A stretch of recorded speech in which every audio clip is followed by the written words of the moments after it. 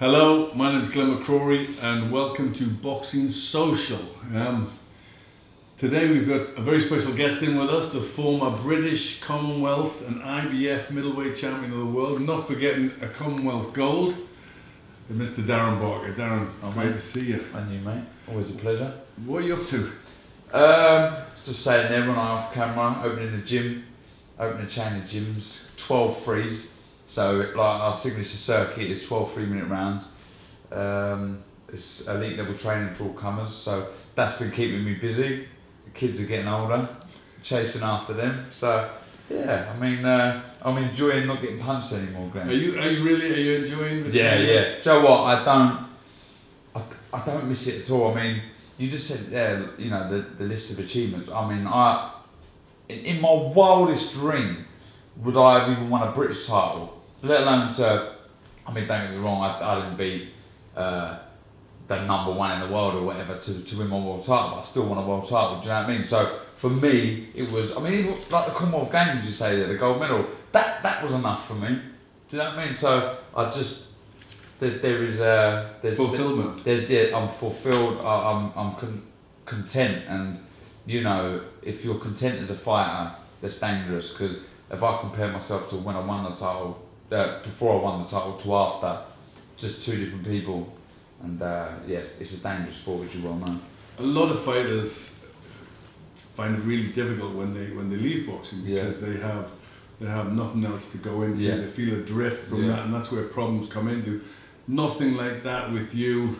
Do you know what? I mean, there's the fulfillment aspect of it. One thing I will always miss, and that will forever be the glory.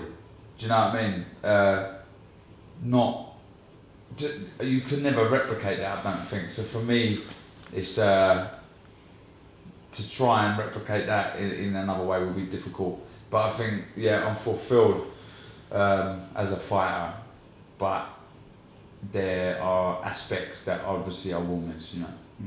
Where did, going back a few years now, it's your birthday tomorrow, and happy birthday. Thank you. Happy Cheers, 30th. mate. Thanks. So where did this journey start? Where did the boxing all start? For me, my dad boxed, so it was my earliest memories of going in the kitchen. It was all sort of we had a little open plan dining room. It was only a small little terraced house, but there was enough sort of space for us to spar. So my dad would get on his knees and we'd put on the big gloves. We'd just spar. My dad was mad. He used to like me smashing him. Your dad was fairly successful, wasn't he? He won the junior ABAs and senior ABAs in the same year, and I think there's only two people that done it. And then I was born and messed it all up. Because I remember your dad because I was on Young England and your dad was on Full England, and it's amazing when coming up when you were coming up. I thought you were your dad. Yeah. You know when there's a time lapse. Yeah, and then all of a sudden you're on the scene, and I'm thinking, he's been around a while. He's around when I was a kid. Corey's age. Yeah, so I suppose it was then my earliest memories. Though my dad never ever pushed me into boxing, he didn't. He never said, come on, let's go down the gym. It was just messing about. I remember watching boxing on TV, like I say, sparring with my dad. And as I got old enough, I thought to myself, Joe, I want to do this. I want to do it to make him proud. I want to go down the gym. And I went a few times, and he didn't really show any interest until I come back and I said, oh, Dad, I'm carded. So, you know, I had my medical card, so I was able to box, and that was it. He was, you know, my biggest supporter, and that was it really. You know, I went to my local club, Finchley Boxing Club, had my first fight. I remember winning 4 in the spin, thinking I was the next Sugar Ray Leonard. Then got beat in my 5th and thought the world was going to end. What were your aspirations then? What were you thinking? Was it just a bit of fun, or were you thinking of a long-term goal? No, I think it was the smile on my dad's face. You know, the congratulations I got from him afterwards. I mean, and my family are very close.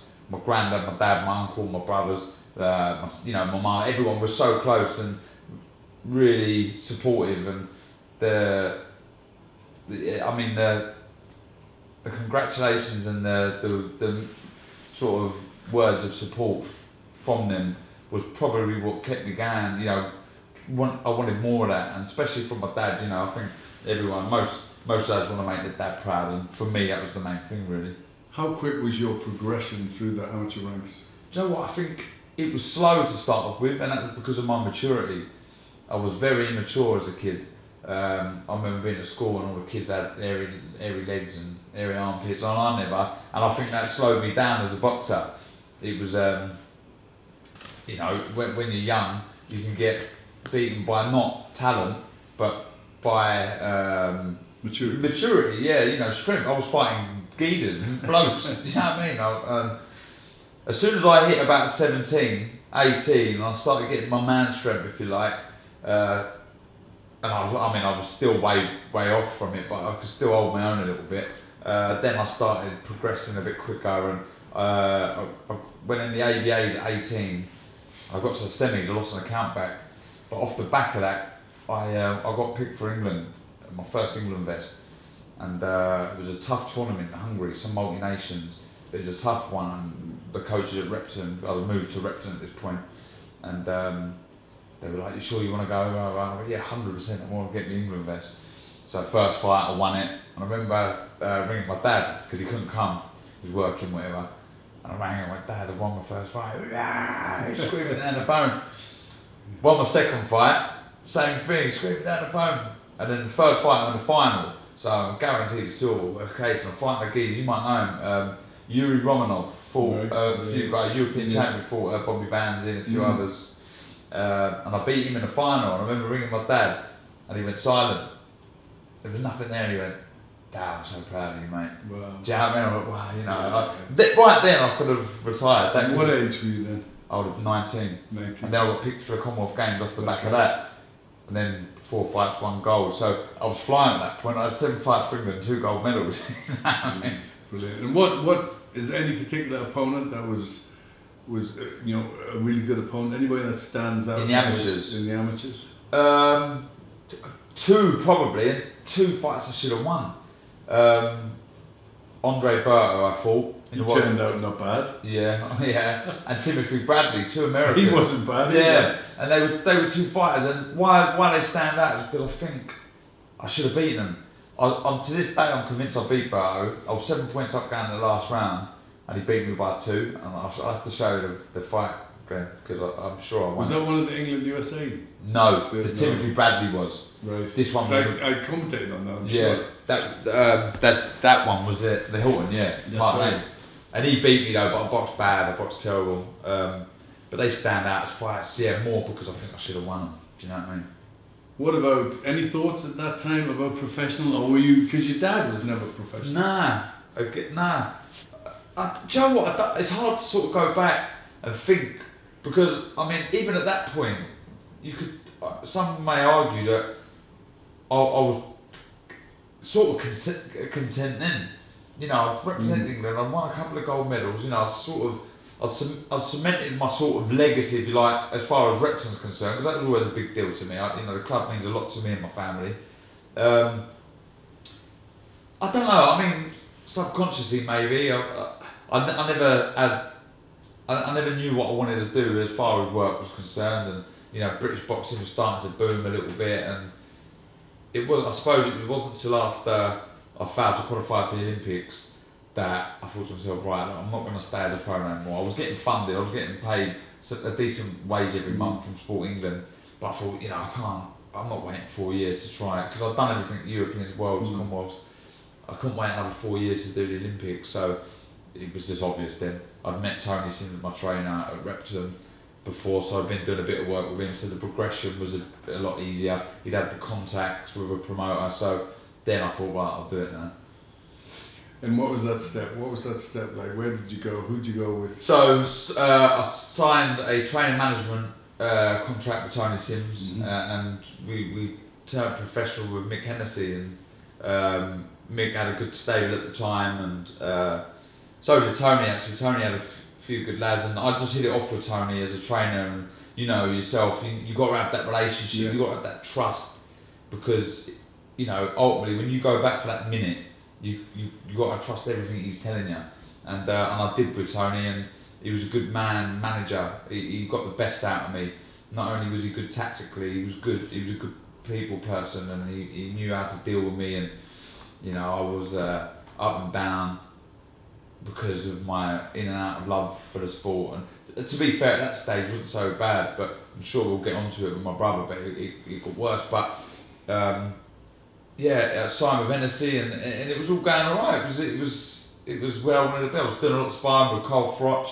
There was Dave Walker, Matthew Furwell. So I quickly moulded into a decent sort of pro, I think. I kept my boxing ability from the amateur days. I was quite stand-up, upright, but the pro game and sparring with these guys sort of helped me to slow down a little bit and be a bit more rounded, sit down on my punches a bit more, and yeah, you know, that was the start of my career. But the progress was very good, and you seamlessly went through the ranks and up the ranks, and from British to Commonwealth to European. Any hiccups along the way? I mean, there was I got knocked down in my 10th fight twice, heavy. I don't know if you was doing that one. Again, I got up, learnt, and I won the fight and learnt from it. I had a couple of issues with weight when I fought for the Southern Area. My first title fight, middle one, I literally just moved up from light middle, and I didn't do the weight right. So after about 4 rounds, I was gone. But managed to win the fight. But I mean, the real big hiccup along that way was losing my brother. Tell me, first of all, tell me about your family. What brothers, sisters? Yeah, so there's my dad who boxed, I've got my uncle, my granddad. My uncle boxed. My granddad never boxed, but he was always a boxing fan. There was me, my brother Lee, my brother Gary, and my sister Daisy, my mum Jackie, my nan. Just a big family, but very close. And my brother boxed with me at Repton. He started at Repton. Lee or Gary? Gary. Lee never boxed. Right. Gary boxed at Repton, and he was, though there was an element of talent I had, and a lot of people say, oh, you know, you was really talented. I don't think I was. I think it was down to hard work, you know, and a desire to sort of want to win. But I think the real natural talented one out of us was Gary, without doubt. I mean, he won a national title before I did, and I've been fighting years before him. And what's the age difference? Younger? What was it? He's younger than me, yeah. Younger. So, I don't know, 5, 6, 7 years, I can't remember what the difference was, yeah. 4 years, I think it was. And he was the real talented one. He went to Junior Olympics, Junior Commonwealth, won gold, won national titles, and he very rarely lost, if I'm honest. Did he have a big desire for the game? Was he in love with the game? I think he was similar to me, you know. He was hard working, but I mean, there was a life away from boxing that we were quite both social. We used to go out together, though there was a little bit of an age gap.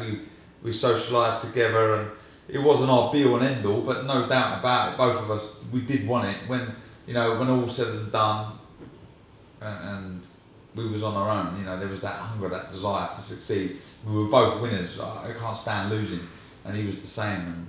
And he had aspirations to go on and do big things. Where did Gary's career take him? Where was Gary at in this boxing? Well, I mean, like I say, multiple national champion. He was a young England stroke full England international. Won the, like I say, Junior Olympic, Junior Commonwealth Games. So the world was his oyster, really. I think he was aiming for sort of the Olympics, the Beijing Olympics would have been his goal. And if he would have wanted to wait a bit longer, I guess he could have held out for the London Games. But you know, I think if he wouldn't have qualified, well, I'm sure he would have qualified for Beijing Games. He would have then turned pro. But let's just talk a little bit about boxing in general, just to see Andy Joshua. Obviously, he's a Finchley boy as well. Yeah, must be proud and of the job he's done. What did you think of his latest bash with Klitschko? Some fight, wasn't it? I mean, it was blinding. It was a tough one to call for me. I mean, there was two sides of it. You got the young, fresh guy who was coming in with his feared reputation and knocked everyone out, but hadn't fought anyone. Then you had the guy who'd been there, done it, reigned for over 10 years. But how much did he have left? Looked terrible against Tyson Fury. So it was sort of a pick and fight. And I mean, the fight itself delivered. And I mean, at one point, he was convinced Joshua was going to win early, and then come back, Klitschko. You thought, hold on a minute, he's going to. Honestly, I thought there was no way back for Anthony Joshua. When his legs went, you know, when someone's so top heavy like that, they're so muscular, and his legs were gone. I mean, I was sat right there. I just thought he's had it. He's gone. He's finished there, and I mean, it was amazing. One thing I will say, Vladimir Klitschko will surely be kicking himself when he watches it back, because he just had to put his foot on the gas. And you know, though I was calling for perhaps Anthony Joshua's inexperience in the fight will probably be a big bonus for him, because if he did hurt, Klitschko would go for, I hate using the go for the kill, but go for the finish, if you like. Whereas on the flip side, Klitschko's experience was a hindrance, I think, because he didn't go for it, did he? He didn't, and if he would have been that little bit more, you know, gung-ho, or just go for it, he could have got the job done. That's been Klitschko's nature his whole career, though, isn't it? He's always lacked that little bit of fire. Yeah, and I mean, surely he'll be kicking himself, and I don't know, I've not heard what's happening. I mean, there's Wilder looking for the big fight, but I think that fight sells again. You know, I don't know how much. Do you think it'll happen again? It's all up to Klitschko, I think.